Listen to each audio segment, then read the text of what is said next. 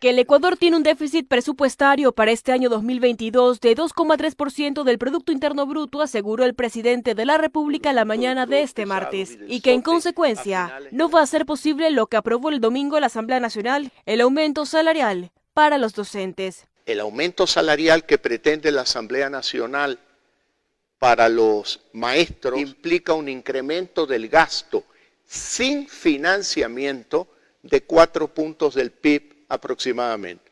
Más 2.3, ya tenemos ahí 6.3. Yo no voy a permitir que por más iniciativa de la Asamblea Nacional se desarme la economía nacional. E inclusive el primer mandatario se refirió a las vías de financiamiento del alza salarial de los docentes propuestas por el legislativo, entre las que se encontraba el aumento de los ingresos petroleros, pero acotó que los mismos deben ser distribuidos entre los gobiernos autónomos descentralizados y la seguridad social. Estos ingresos petroleros hay que repartirlos con los gobiernos autónomos descentralizados, con la Amazonía para cumplir con la ley amazónica, y luego le queda una cantidad de recursos para el gobierno central. Y luego tenemos que priorizar deudas con la seguridad social. Y recalcó que se está trabajando en la Comisión de Seguridad Social que tendrá el Parlamento. Ayer tuvimos ya una primera reunión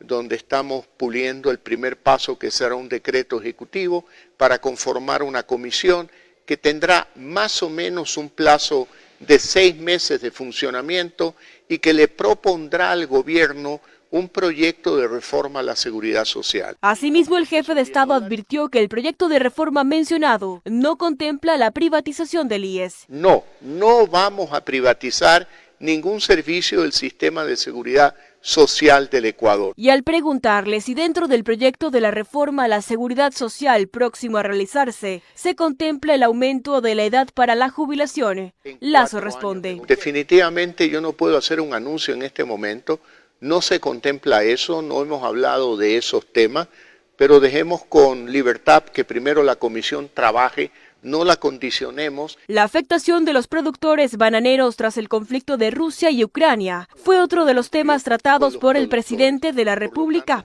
El primer mandatario adelantó que ya se han iniciado conversaciones con China. Tuve la semana pasada una conversación con el embajador chino, con quien estamos ya con la China negociando un tratado de libre comercio. Y le decía al embajador, oiga, ¿qué tal si adelantamos el tema del banano?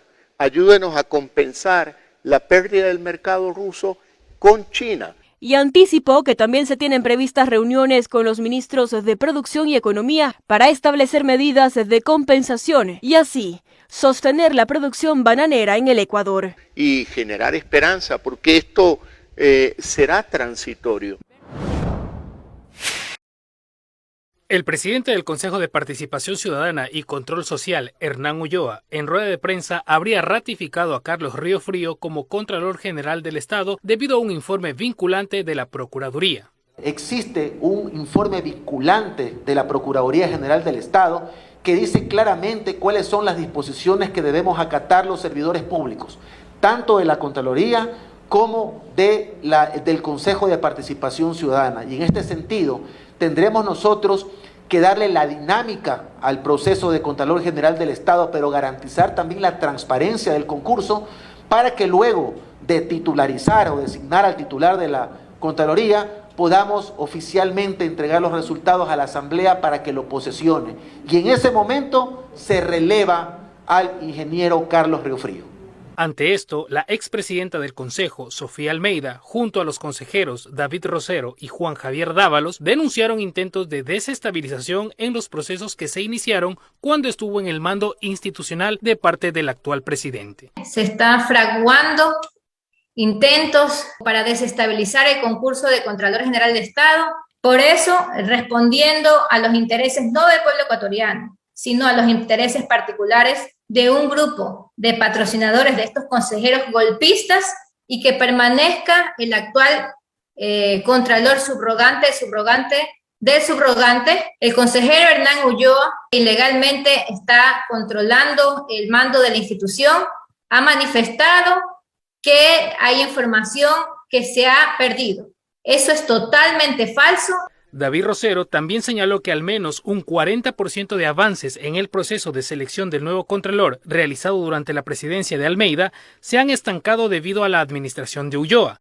Mientras que por otro lado, el consejero Dávalos declaró que la actual administración del Consejo modificó el proceso de selección de Contralor con la finalidad de cubrir intereses particulares que beneficiarían al gobierno del presidente Guillermo Lasso. Las modificaciones hechas por esta nueva mayoría gobiernista al concurso del nuevo y titular Contralor General del Estado, que permitirán que esta nueva mayoría maneje de manera discrecional este proceso de selección. Han incorporado una prueba oral, va a ser calificada por un grupo de académicos seleccionados por ellos. Eso les va a permitir, como ya sucedió en el Consejo de Participación Transitorio, poner autoridades de control a dedo. Recordemos que la autoridad designada en la actualidad es Carlos Riofrío, quien asumió el cargo de Contralor subrogante en junio del año anterior, tras la renuncia de Valentina Zárate, la misma que ocupó este puesto por 3 meses luego de que Pablo Celi, titular encargado, fuera detenido por denuncias en su contra en supuestos casos de corrupción. Miembros de la sociedad civil, además de actores gremiales y políticos, presentaron una demanda de inconstitucionalidad en contra de la decisión de la Asamblea Nacional de otorgar 268 amnistías en un solo paquete, sin separar a quienes eran procesados por las protestas de octubre.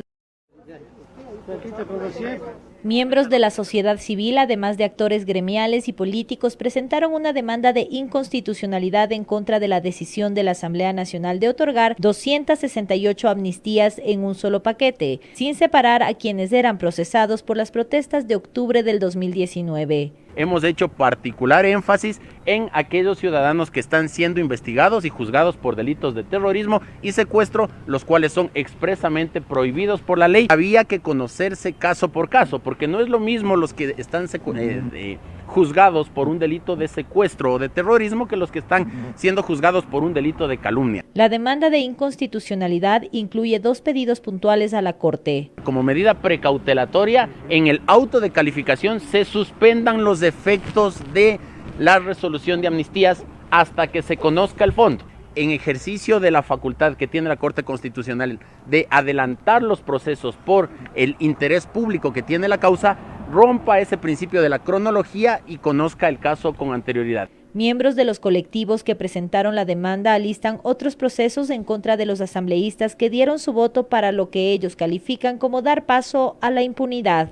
Estamos evaluando la posibilidad, a partir del 14 de mayo, de pedir la revocatoria del mandato de los asambleístas de Quito y Pichincha que votaron a favor de la amnistía. Mientras tanto, Pachacutic defiende las amnistías. Este martes presentaron los testimonios de 2 personas que se beneficiaron de ellas. Fue un daño psicológico tan grande que nos hizo, sin tener pruebas, nos encerraron, nos callaron, pero miren, nos estamos aquí afuera, estamos hoy día agradeciendo y más que todo seguimos en la lucha. Esto no es un delito, soy estudiante, soy artista y tenemos todos derecho a protestar, a seguir resistiendo. Y señalaron que el pueblo no está en contra de lo aprobado por la Asamblea Nacional. La oligarquía quiteña no va a apoyar.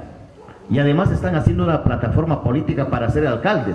¿Esto cómo va a ser político? Esta es una acción que tomamos como ciudadanos, que nos preocupamos y nos duele la situación de la ciudad. Además defendieron lo que ocurrió en la Casa de la Cultura en las protestas de octubre del 2019, cuando varios periodistas denunciaron que se les impidió salir de este espacio. Yo también estuve en la Casa de la Cultura.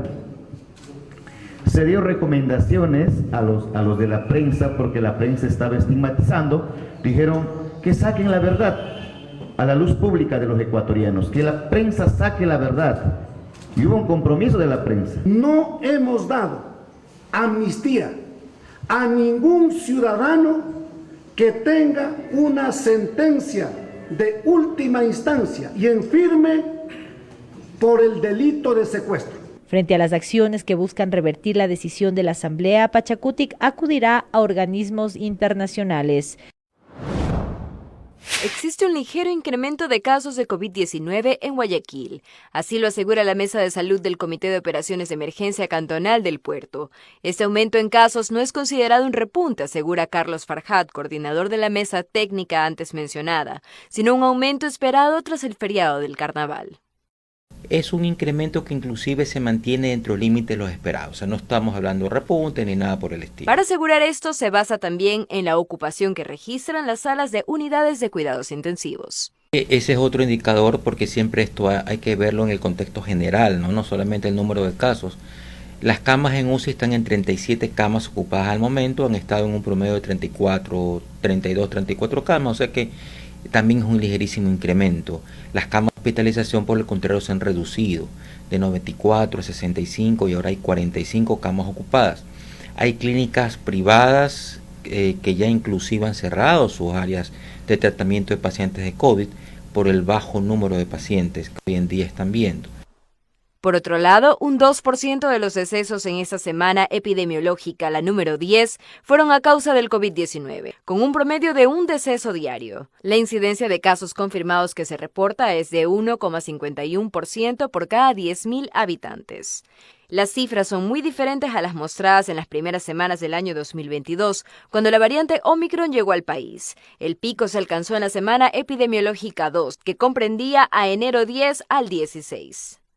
La Mesa Técnica de Salud recibe semanalmente rastreo a tiempo real de casos por parte del Ministerio de Salud Pública, el Instituto Ecuatoriano de Seguridad Social y también clínicas privadas. Farhat recuerda a la población que debe mantener una cultura de bioseguridad y alerta a síntomas, ya que si las cifras siguen bajando, se prevé eliminar el uso de mascarillas en espacios abiertos para fines de marzo.